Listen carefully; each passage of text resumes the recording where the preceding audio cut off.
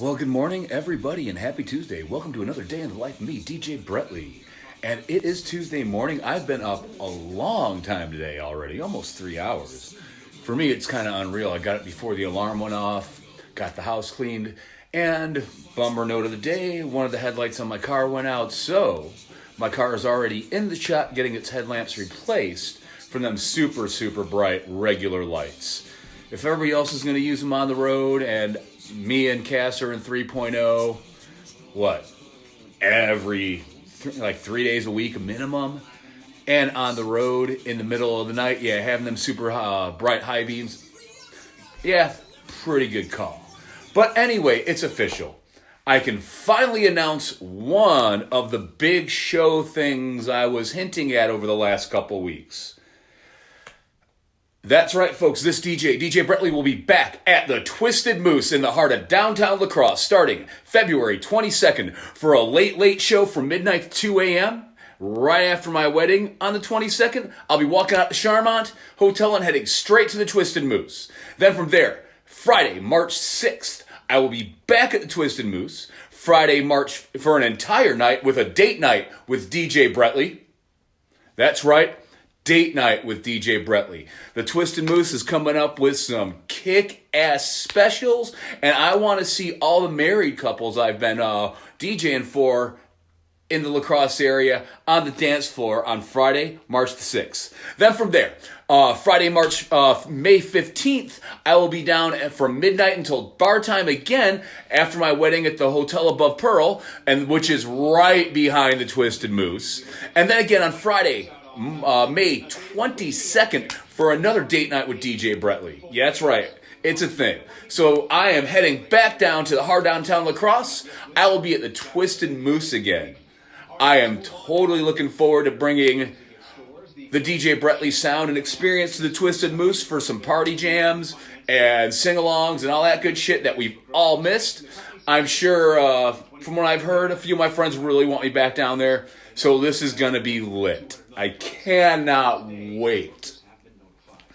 But even better, or not even better, on another note, I got another hint to drop. Madison and Green Bay, heads up, we're coming. I'll be announcing something about that real soon too. So yeah, I've been up all morning. My car's in the shop. My house is clean. And I've kind of cleared my slate so I can get back to work today. But as usual, got to come back to another side note. Waking up to them wonderful trolls. Bravo, dude. It's getting cute. But, yeah, everybody's got them. Everybody's going to have their haters. But my number one and number two troll, if you want to say something to me, my page is open. Come talk. Come to a gig. Send me an email. Don't hide behind the mask of social media. If you have something to say, or one of your troll friends have something to say, please shoot me a message. In fact, 312-497-3927. There's my cell. I'll say it again. 312-497-3927.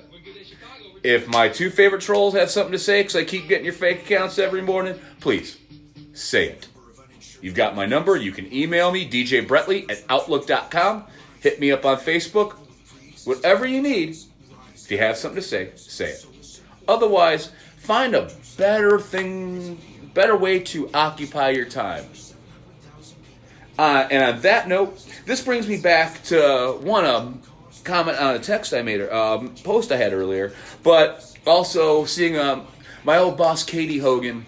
It was her birthday a few days ago. Happy birthday, boss.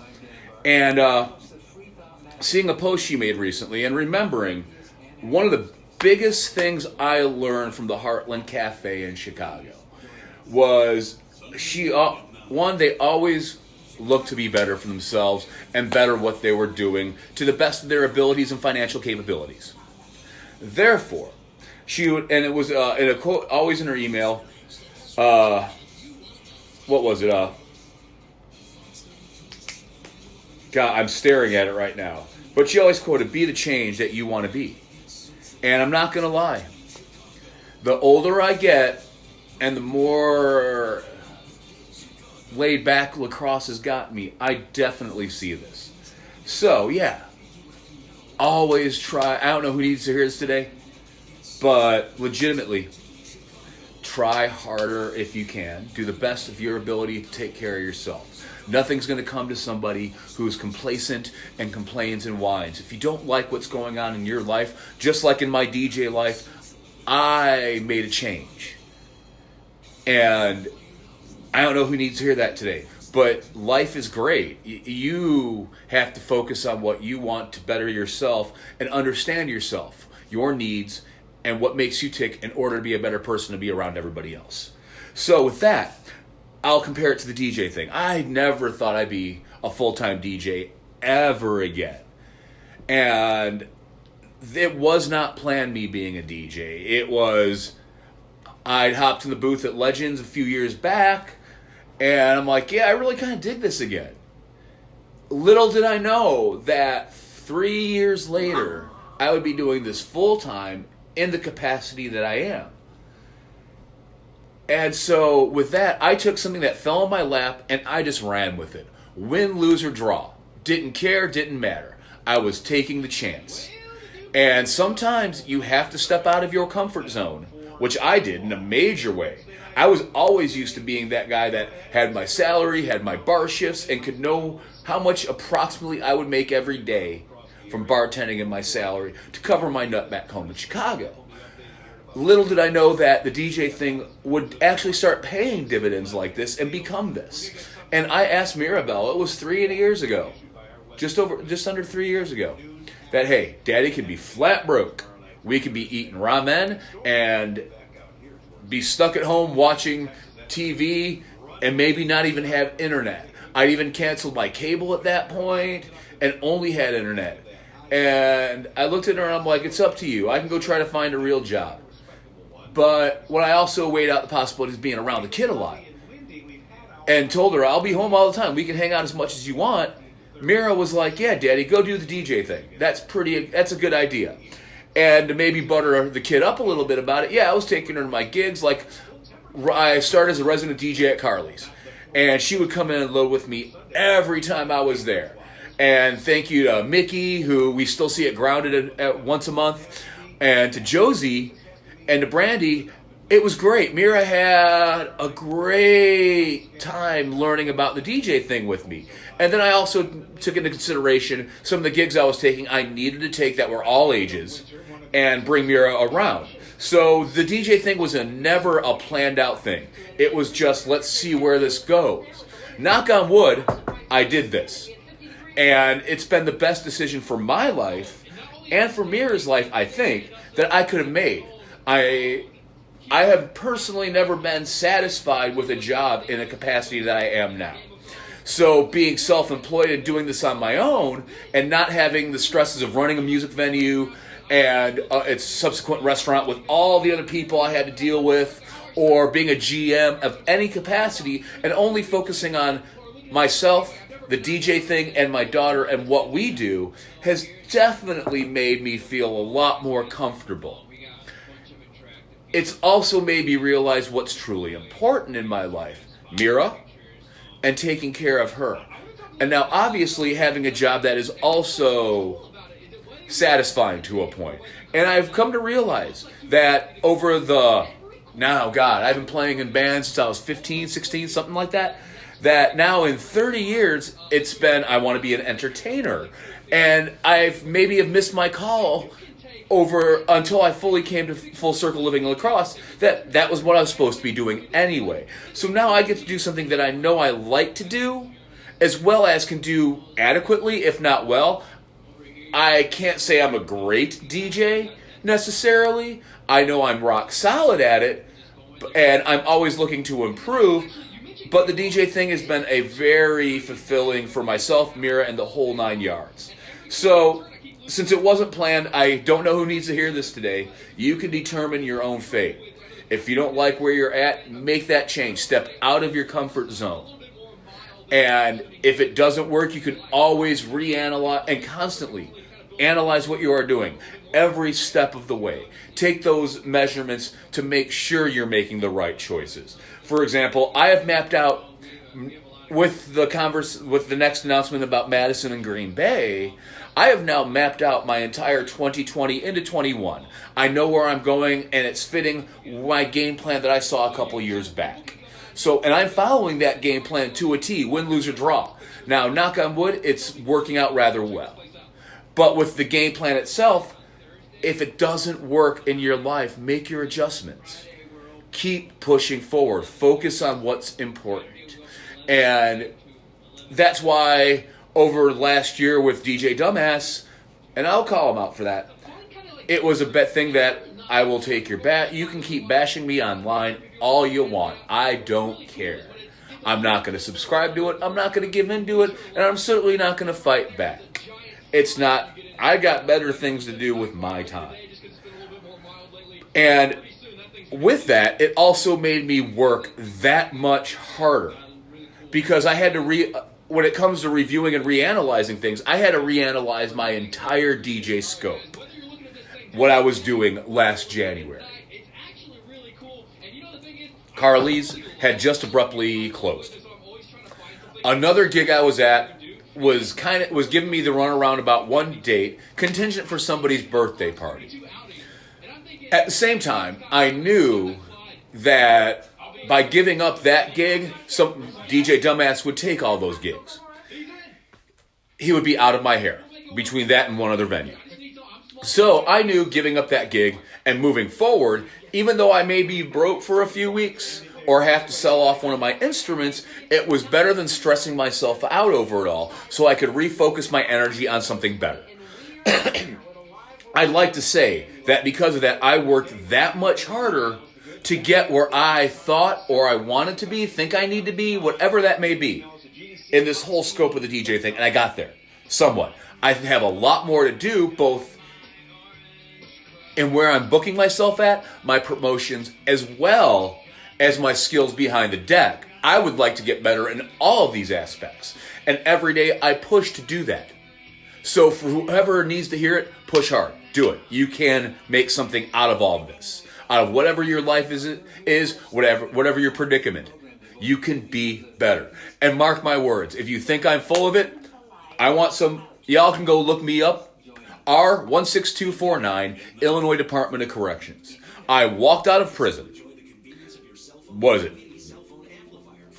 June of 2003? Honest to God's truth. I was a screw up. I got arrested, I was on probation, and I kept messing up.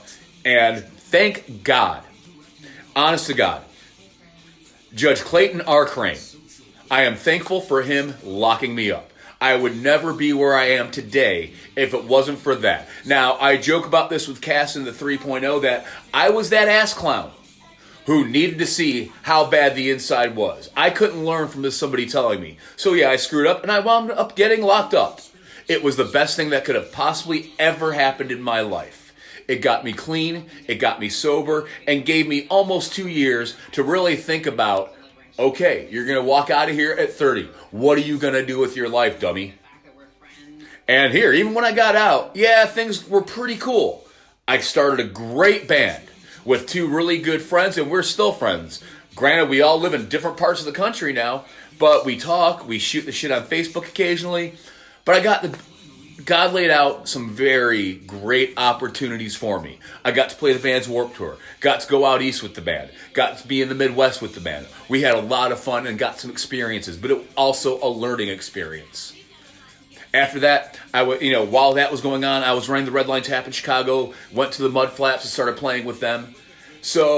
And it was my pursuit of being an entertainer in music that drove me. In addition to pushing the Red Line Tap to be what I thought was the best I could make it. Some people didn't agree, some people did. But it was my drive and dedication to that saw it get further down the scope. Just as now, my drive and dedication is only to being a parent and to being the DJ thing. And making sure that Mira and I are taken care of. We don't have to worry about like even today, first time in my life, something's wrong with my car, I can just drop it off and I'm not freaking out. It's a cheap fix. And I've saved the money and put it aside where I can get it. So pay for my damage bill. But yeah, I can't think about this all the time. How to constantly improve. And I would like to think with the gigs I'm booking now, as opposed, I mean, nothing that was wrong with the gigs I was booking 2 years ago, but I've now found where I feel comfortable at, and I'm going to be pursuing that more. Somebody actually gave me a hard time recently. Why would you take one gig for less money than another? Sometimes I won't, sometimes I will. But the credibility factor, it adds to what I am doing. I am honing in on what fits for me as a DJ and as an entertainer. So I am specifically looking for college clubs or dance clubs and weddings and events. I don't do teeny dances at all. I've done a couple teen dances, and in my mind, I just don't want any part of that right now. When Mira grows up, maybe I will, because I'll have more of a tolerance for teen dances. But I really like the Boys and Girls Club. They're preteen. Mira's all ages dances. They're either all families, which I prefer. I just don't feel comfortable being around doing something for just teenagers. I don't know why. But take the gigs that are suited more towards what I'm doing or that Mira can come to. Like National Night Out in Bangor, which was great last year. Mira handed out like 500 or 1,000 of my stickers, just kept walking to everybody and handing them out. So those that she could be a part of, or clubs. And honestly, from when I started, I've come to the terms with yes, I definitely fit the top 40 remix kind of college bar club scene. That's where my head lies. That's where all I've been learned to do as a DJ started, or post my first run at Medusa's, moving out as a DJ. That's where I felt comfortable. A little bit of the Chicago house sound overtone thrown in to a lot of top 40 and remixes. And yes, you will hear some of those 1990s songs come out.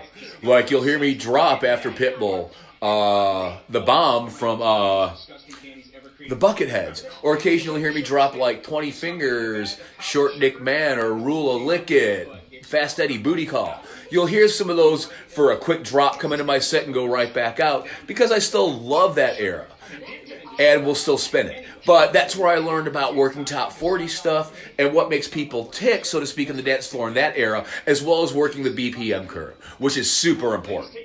And you will hear me going back about BPM curve, music, and all of that. The two most important things you can do when you're a DJ, as I'm talking about this, know your music inside and out. Every track you're going to play, it's BPM, know it inside and out. Know how much give you have. You can bump it up without sounding like an ass clown. But know your music and know how to work your transitions. Two most important things. But anyway, today I've got a lot of work to do. I've got events to make for the Twisted Moose and my posts to make for the DJ thing. And that's right, don't forget, I will be at the Twisted Moose starting in February. So, everybody, it's Tuesday. I know not a lot of DJs are out tonight, but if you are spending the night, I hope your dance floors are packed. I am going to get to work and hopefully do a little bit better for the DJ Bretley thing and for everybody today. All right, have a great day, everybody.